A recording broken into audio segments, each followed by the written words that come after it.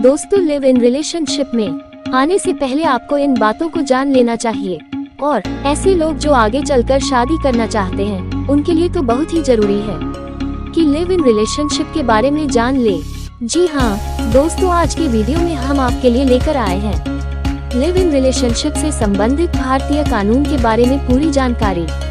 दर्शकों से अनुरोध है कि अगर आप वीडियो में नए हैं और अभी तक आपने इस चैनल को सब्सक्राइब नहीं किया है तो सब्सक्राइब कर ले ताकि और भी नई और लेटेस्ट जानकारी आपको मिलती रहे। दोस्तों, जैसा कि आधुनिक समय में लिव इन रिलेशनशिप का चलन बढ़ता जा रहा है और कामकाजी युवा शादी के स्थान पर लिव इन रिलेशनशिप को ज्यादा महत्व दे रहे हैं और ज्यादातर लिव इन रिलेशनशिप बड़े नगरों में अधिक उपयोग में लाया जाता है। महिला पुरुष का बगैर शादी के एक साथ रहने की वाली व्यवस्था को प्राथमिकता दे रही है और इसी को दोस्तों कानूनी भाषा में लिव इन रिलेशनशिप कहा जाता है। दोस्तों, लिव इन रिलेशनशिप पश्चिम की जीवन शैली है तथा भारतीयों ने इसे तेजी से अपनाना शुरू किया है। विवाह में आने वाली अड़चन जैसे कि जाति तथा धार्मिक बंधन तथा अन्य बंधन होने के कारण युवक युवती लिव इन में साथ रहने को प्राथमिकता देने लगे हैं। दोस्तों, सामाजिक और धार्मिक स्तर पर लिव इन रिलेशनशिप को भले ही मान्यता नहीं दी जाती हो, परंतु भारतीय कानून लिव इन रिलेशनशिप को कोई अपराध नहीं मानती है। भारत में लिव इन रिलेशनशिप जैसी प्रथा कानूनी रूप से वैध है तथा कोई भी दो लोग भारत में लिव इन रिलेशनशिप में रह सकते हैं। दोस्तों, अब तक तो भारत की पार्लियामेंट तथा किसी स्टेट के विधानमंडल ने लिव इन रिलेशनशिप पर कोई व्यवस्थित अधिनियम का निर्माण नहीं किया है, परंतु घरेलू हिंसा अधिनियम 2005 की धारा 2F के अंतर्गत लिव इन की परिभाषा प्राप्त होती है, क्योंकि घरेलू हिंसा अधिनियम के अंतर्गत लिव इन में साथ रहने वाले लोग भी संरक्षण प्राप्त कर सकते हैं। दोस्तों, घरेलू हिंसा अधिनियम 2005 की धारा 2F के अनुसार घरेलू नातेदारी से ऐसे दो व्यक्तियों के बीच नातेदारी अभिप्रेत है जो साझी गृहस्थी में एक साथ रहते हैं या किसी समय एक साथ रह चुके हैं, जब वे विवाह द्वारा या विवाह दत्तक ग्रहण की प्रकृति की किसी नातेदारी द्वारा संबंधित है या एक कुटुंब के रूप में एक साथ रहने वाले कुटुंब के सदस्य हैं। घरेलू हिंसा अधिनियम की इस धारा से यह प्रतीत होता है कि लिव इन जैसे संबंधों को भारतीय विधानों में स्थान दिया गया है। इस धारा के अतिरिक्त समय समय पर उच्चतम न्यायालय में लिव इन से संबंधित मुकदमे आते रहे हैं, जिन पर लिव इन जैसी व्यवस्था को लेकर विधानों का निर्माण होता रहा है। भारत के उच्चतम न्यायालय द्वारा दिए गए निर्णय किसी संहिताबद्ध कानून जैसा स्थान रखते हैं। दोस्तों, लिव इन रिलेशनशिप की शर्तों की अगर बात कर तो उच्चतम न्यायालय ने इंदिरा शर्मा बनाम वीएवी शर्मा 2013 के मामले में लिव इन रिलेशनशिप से संबंधित संपूर्ण गाइडलाइंस को प्रस्तुत किया है।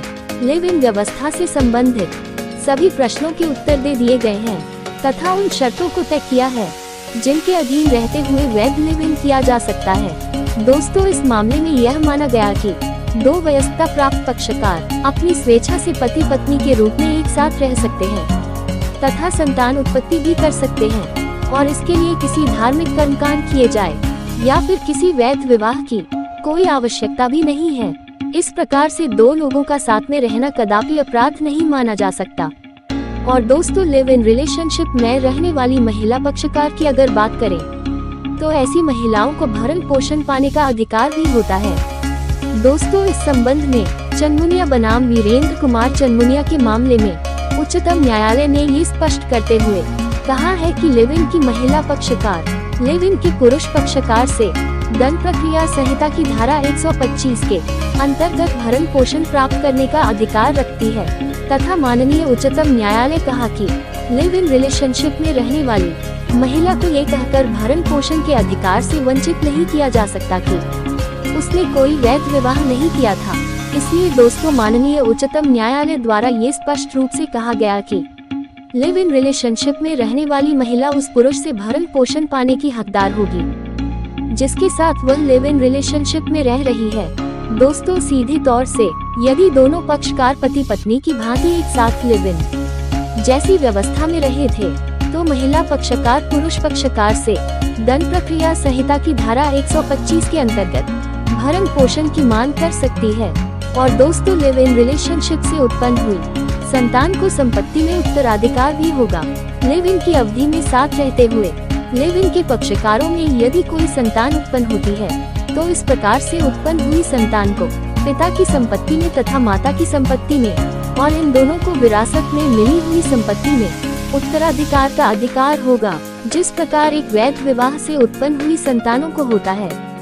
दोस्तों, ये बात रविंद्र सिंह बनाम मल्लिका अर्जुन के मामले में 2011 को भारत के उच्चतम न्यायालय द्वारा कही गई है।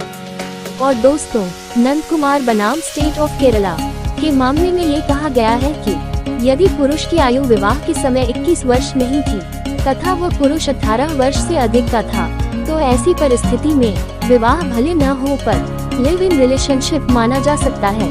दोस्तों, दोनों पक्षकारों में से कोई पक्षकार अगर पहले से ही शादीशुदा है तो ऐसे लिव इन कपल जिनकी शादी अन्य व्यक्तियों के साथ अब भी अस्तित्व में है परंतु अब वह दोनों एक साथ रह रहे हैं, ऐसा लिव इन वैध नहीं होगा और कानूनन उसे कोई संरक्षण नहीं मिलेगा।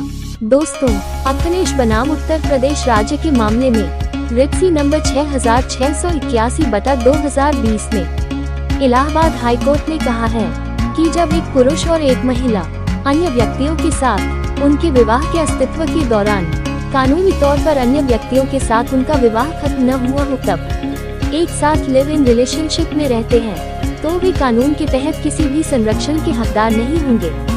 इस मामले में अदालत ने कहा कि दोनों याचिकाकर्ताओं के विवाह को कानून के अनुसार समाप्त नहीं किया गया है। अन्य साथी के साथ उनके विवाह के निर्वाह के दौरान अदालत के लिए ऐसे जोड़े को सुरक्षा प्रदान करना संभव नहीं है जो वस्तुतः कानून की धज्जियां उड़ा रहे हैं। दोस्तों, आगे अदालत ने कहा कि विवाह की पवित्रता को संरक्षित करना होगा। यदि कोई पक्षकार इससे बाहर निकलना चाहता है तो वह हमेशा वैध तरीके से विवाह विच्छेद करने की मांग कर सकता है, परंतु न्यायालय उन लोगों को सहायता नहीं दे सकता है जो कानून का पालन नहीं करना चाहते। दोस्तों, इस वीडियो के माध्यम से लिव इन रिलेशनशिप से संबंधित भारतीय कानून की जानकारी को स्पष्ट और सरल तरीके से समझाने का प्रयास किया गया है, इसलिए दोस्तों इन बातों को आप हमेशा ध्यान में रखें। दोस्तों, अगर आपने वीडियो को पूरा देख लिया है तो वीडियो को लाइक और सब्सक्राइब करें। दोस्तों, हम आपके लिए इसी प्रकार की नई और लेटेस्ट जानकारी लेकर आते हैं। दोस्तों, आप अपने अधिकारों के लिए लड़े और जागरूक बने, यही हमारा प्रयास है। सत्यमेव जयते। जय हिंद, जय भारत।